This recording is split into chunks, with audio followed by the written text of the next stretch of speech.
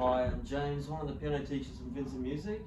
I'm going to take you through a piano tutorial how to play Money by Lisa. At least sort of a rendition of it.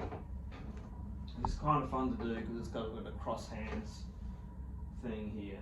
So we're treating the piano half like a drum and half like I guess like a sampler or something, or a sequencer, and a little bit of voice thrown in too from what Lisa does from that track. So if you get the main riff, it's like so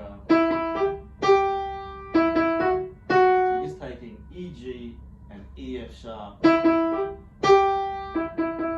like the heart of the main sound bite of the piece. And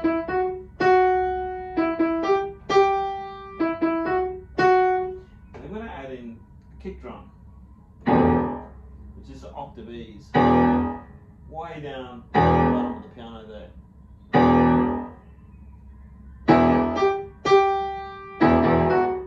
Nice and simple. You start with one hit. Now drums get more complex, so you might want to alternate between one hit and a double hit.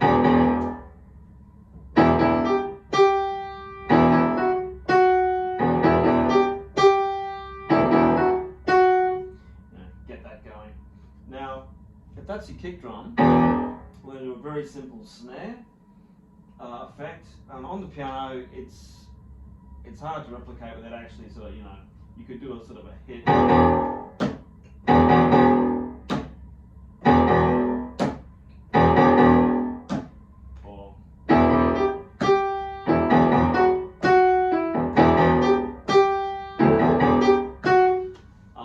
But it's going to be, sort of keeping it with the idea of pitch, a snare or a gunshot or some of that kind of sound that they do in the hip hop beats. You might want to try just getting some dissonant notes. I'd still keep it within the key, right? Because we're in E minor here. I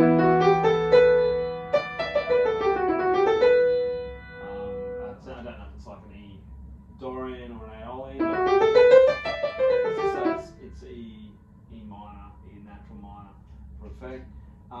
So that's snare sound. I get the notes you're already using for that riff and combine all of them actually together. So we're going to put F sharp all at the same time.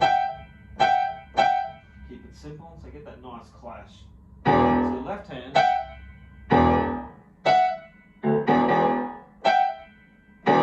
actually it'll just keep doing those three notes.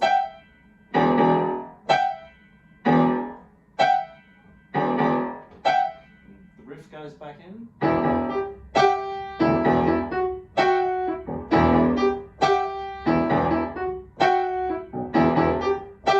In fact, you could just do E, G, and then just E, G, F sharp, and then just bring it back to the E and F sharp on the second one.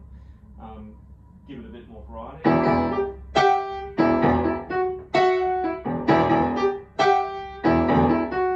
Because the second's got a kind of a dissonance too, doesn't it? So you get that thing going. Now she's singing something like, you could drop that out. You could do that like an intro, and then you could drop it out, and where she sort of enters in the verse.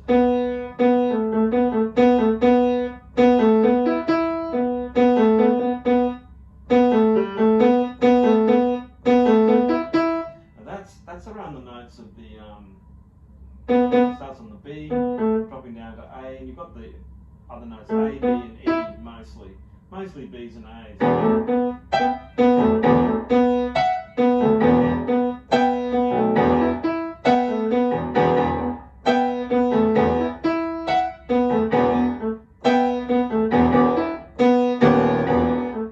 little bit of variety in the bass there. So sort of every 8 bars, as that comes in occasionally, that D sharp octave. Yeah, and then you can break it up between that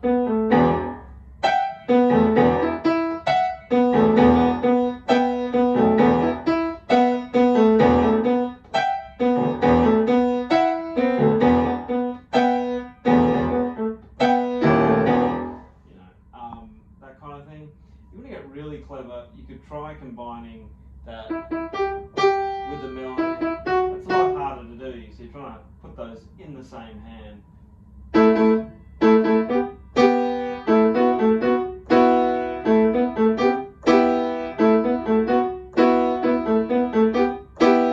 She's actually singing lower than that kind of a sound, and you get this kind of richer effect of everything together.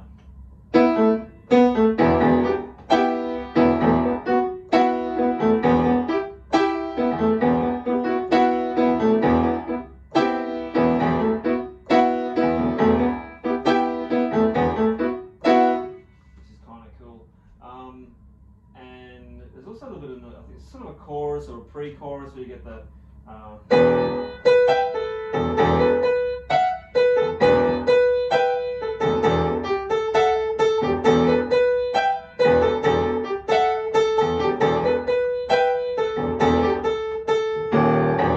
so she's like taking it up an octave. This is B and A in the verse.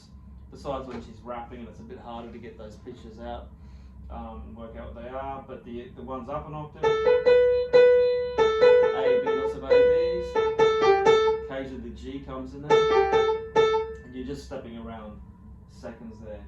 So, you know, taking it all apart, putting it back together, you can take all those elements and arrange them how you want, or you can try to structure it like this, like the song does, with say, you know, an intro of that, just the riff. Slowly adding the drums in for next section, and coming in with the verse, dropping that riff out a bit,